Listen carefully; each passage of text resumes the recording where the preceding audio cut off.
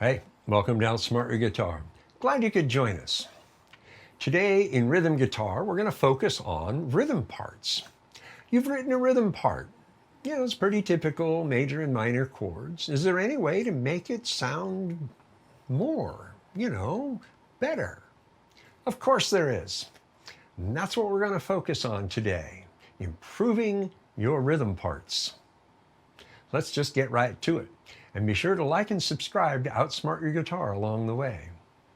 Let's go. When writing rhythm guitar parts, we usually start very basic, very simple, major and minor chords, and then we start to think maybe we can add a seventh chord or something. But generally, a lot of us, we just write real simple stuff, real basic stuff. We don't really get into these weird chords. And that's a shame because it's those weird chords that you may use a couple of them and not know what they're called, that actually enhance a progression and make it more than just what everybody else might do. And so that's what we're going to be focusing on. And I'm going to show you some progressions and we're going to alter them. Not so much by changing the structure, but by changing the sound. All right? So let's look at the first progression. All right, you can see the progression here. It's just an E minor, an A, a D, a B minor, a G, A again, and D again. Now you'll notice I'm using all bar chords. You can go down here and play pretty straightforward. It's up to you if you want to do that. I'm going to be up here because some of the chord changes we're going to be making make playing up here more appealing. However, so let's just start from the basics. Here's the progression.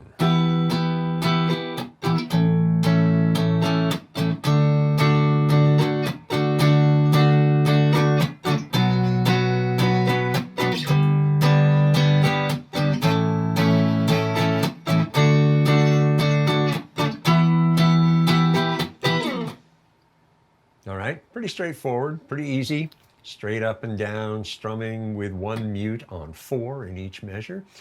And that's it. So this is the basic progression. Now, I'm going to start getting a little bit theoretical here. Don't panic, it's not hard. Technically, this progression is modal. It's rooted in the Dorian mode. All right, now the Dorian mode is a minor scale and we're in E minor. And so the notes of the Dorian mode scale in E minor are E, F sharp, G, A, B, C sharp, and D. And then we're back to E again. Okay? Now, the interesting thing about all the chords in this progression is that they are made up of notes from this scale, no other notes. For example, E minor is E, G, and B. The A is A, C sharp, and E. The D is D, F sharp, and A. The B minor is B, D, and F sharp. The G is G, B, and D. You see, every note of each of these chords is comprised of notes from the Dorian scale in E. And that's why you can mix this up into almost any order and it will sound great if E minor is your root chord, right? So for example, I could scramble this up.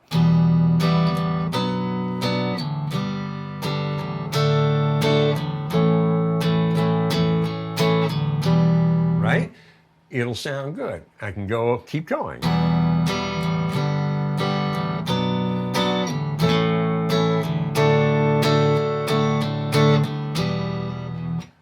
Doesn't matter the order of the chords. If I start on the key chord, which is E minor, I can play these in any order I want, and it's going to sound good, in part because all the notes of all the chords are part of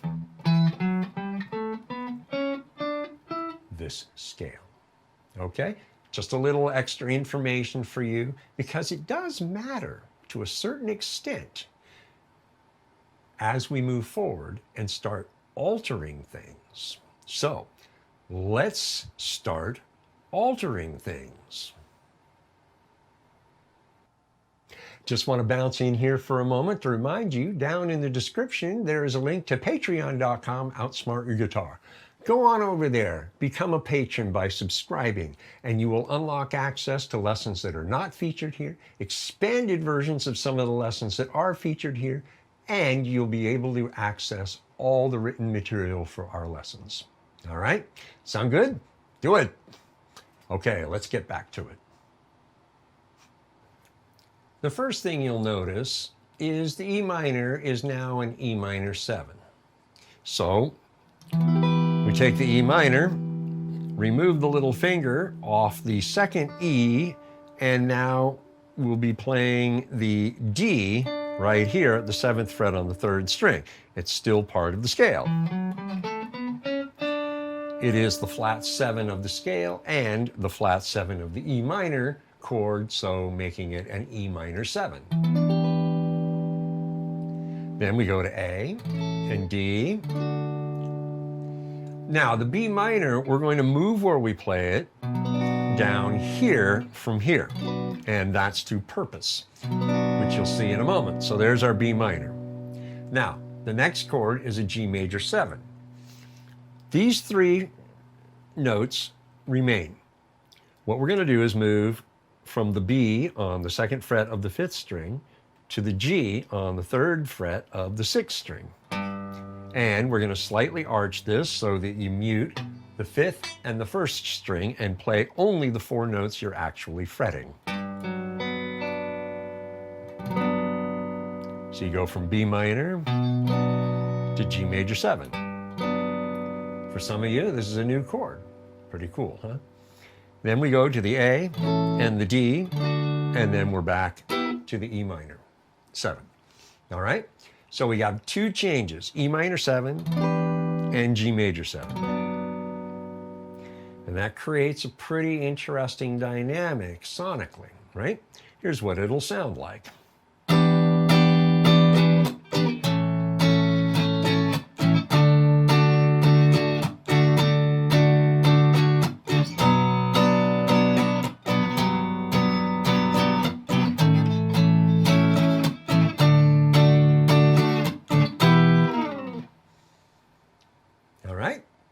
So here's what you do. Pause the video, play the first progression, the original progression, and then the second time through, play this now slightly altered version of the progression. Play back and forth between the two and really listen carefully to the differences. All right? Because this is what you want to hear, how they sound different.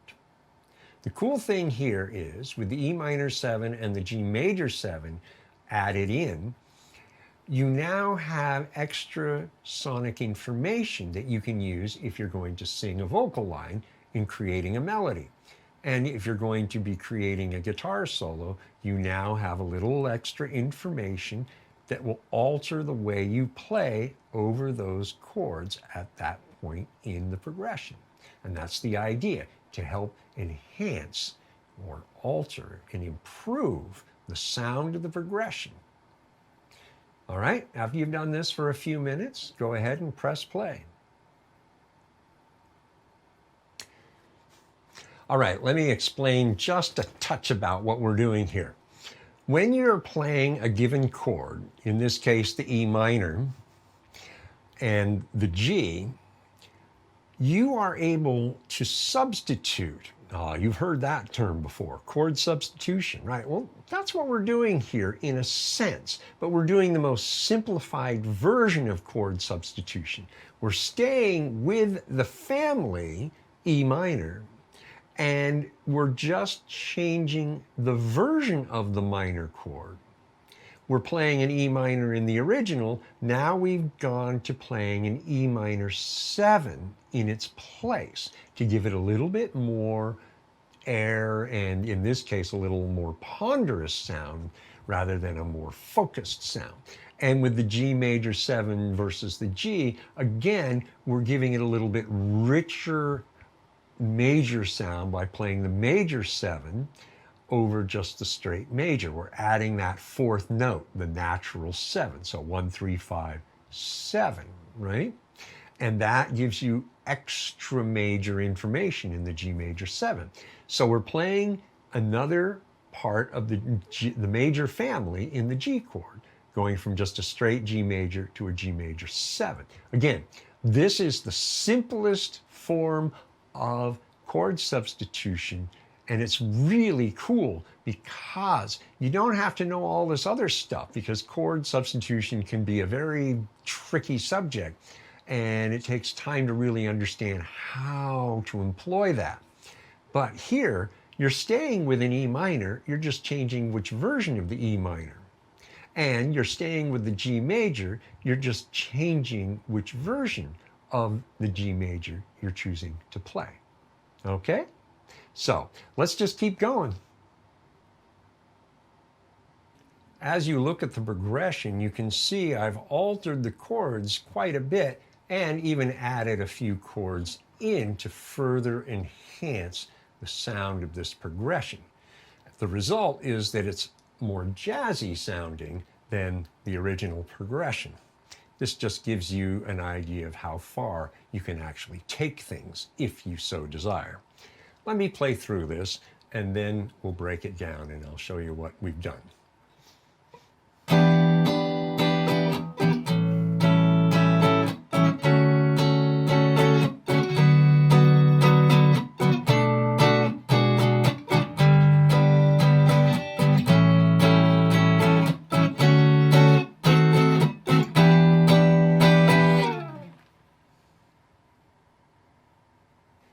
All right, you know the E7. Now, we've switched the A to an A7, and we've added a G. Well, a G is still part of the Dorian mode scale, right? The flat 3, so we've added a fourth note to the A, the 1, 3, 5, and now the flat 7 in the G. Right? So nothing unusual there. Now we go to D major 7 versus D. Now, we're adding in that C sharp, and as you know, that's part of the Dorian mode scale, so we're good to go there, right? But then we go to a D6, a D major 6. Now, if you don't know how to play that, basically I'm going to build it backwards. Put your little finger on the 7th fret of the 2nd string, put your first finger across the 3rd and 4th strings at the 4th fret, and then your 2nd finger on the 5th fret of the 5th string, and just play those 4 notes. The high E and the low E are dead, and that's a D major 6. Okay, now, we have a D, an F sharp, and a B, and of course another F sharp. So all those notes are part of the Dorian mode scale as well. So that chord falls within it. Now we've gone from a B minor to a B minor 7. Basically what we've done is, I'm using the jazz version, we have a 5 over here, so we got rid of that 5. We get rid of that 1 to add in the flat 7 to make the B minor 7. We lay our first finger across the first 4 strings at 7, hump over that and play the 6th string at 7 as well, and that's your B minor 7. all those notes are part of the Dorian mode as well. The only extra note being the A, which we know is part of the scale. Now we go to a D minor 6. Now we're adding an A flat, or if you want, a G sharp. That is not part of the scale. So this becomes either what we call a tension note, because it's not part of the scale, or it's a passing tone. A tension note can be dwelled upon. A passing tone only lasts for a brief moment so that it doesn't attract too much attention. Here we've got it going for only 2 beats. And then we go to the G. So we've added a note here in adding the G sharp or the A flat, a tension note or a passing tone, just to add a little extra character. And that's important, that you can actually go outside the scale if you do it in the right way, in adding notes into the chords you're playing. Then we go to the G, which actually we revert back to the G major from the original progression. And then we go back to the A7, which we've done before, and the D major 7. Now, what we're going to do next is play a D7 flat 9. We're going to move this finger over to the 6th fret of the 5th string and expose the C tone.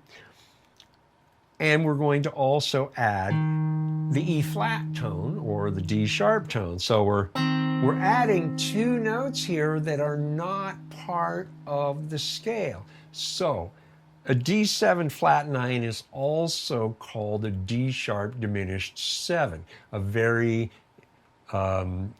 decidedly tension chord all by itself, right? So we're going from the very happy chord to a serious tension chord, because we're also going from D to D sharp, working our way back up to the E minor 7, back to the root.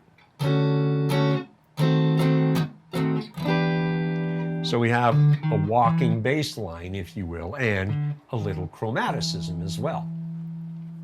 And that's what's going on there. So in the B minor 6, we've added the G sharp or the A flat as a passing tone.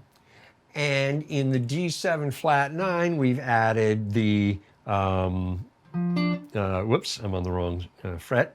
We've added the D sharp or E flat and the C natural as tension tones